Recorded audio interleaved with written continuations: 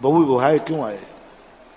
बहु विवाह प्रथा इसलिए चली कि पुरुष कम थे, नारियां, हमारे शास्त्रों के अनुसार पुरुषों से नारियां 3 गुनी होती है, नारियों की संख्या 3 गुनी होती है।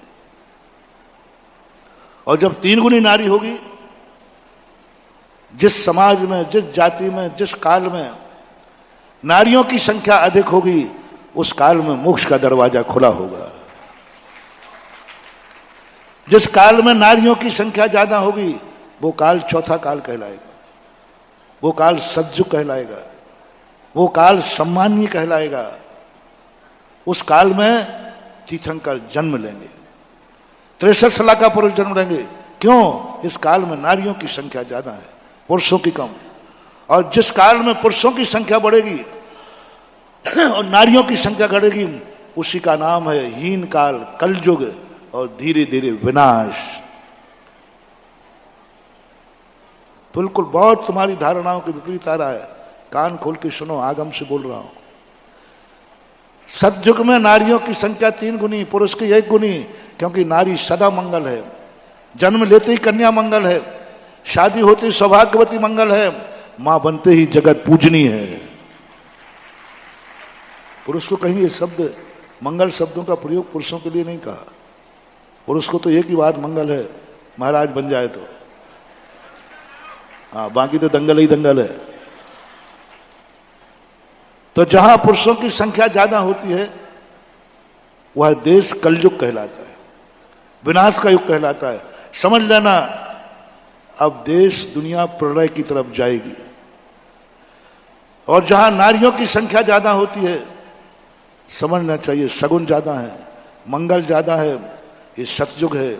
यहां तीर्थंकर, चक्रवर्ती, 63 साल का पुरुष होंगे, और मोक्ष का दरवाजा उस काल में खुलता है जिस काल में देश में मंगल और सगुन ज्यादा होते हैं, उस काल में खुलता है आर्यखंड। तीसरे काल में बराबर थे, मोक्ष के दरवाजे बंद है।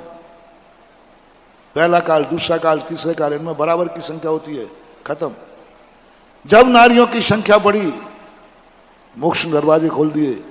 अब अच्छे लोग यहां आएंगे, क्योंकि इस काल में नारियों की संख्या ज्यादा है। और आज की स्थिति ये देश के लिए बता, ये मुल्क के लिए बता रहा हूं। आप अपने घर में देख लीजिए, आपके घर में पुरुषों की संख्या ज्यादा है कि नारियों की? फैसला इस पर 2 टूक। पुरुषों की संख्या ज्यादा है, समझ लेना इस वंश के नाश का समय आने वाला है। इस वंश पर बहुत बुरे दिन आने वाले हैं। ये वंश में कुछ अपशगुन हो गया है, कोई ना कोई पापी जन्म गया है, क्योंकि इसमें पुरुषों की संख्या ज्यादा है, पुरुषों की संख्या ज्यादा है।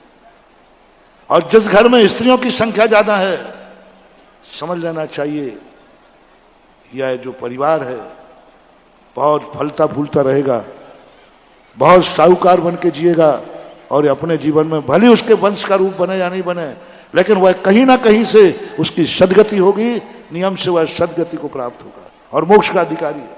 ये आगम की बात है। और आज तुम उल्टा मानते हो।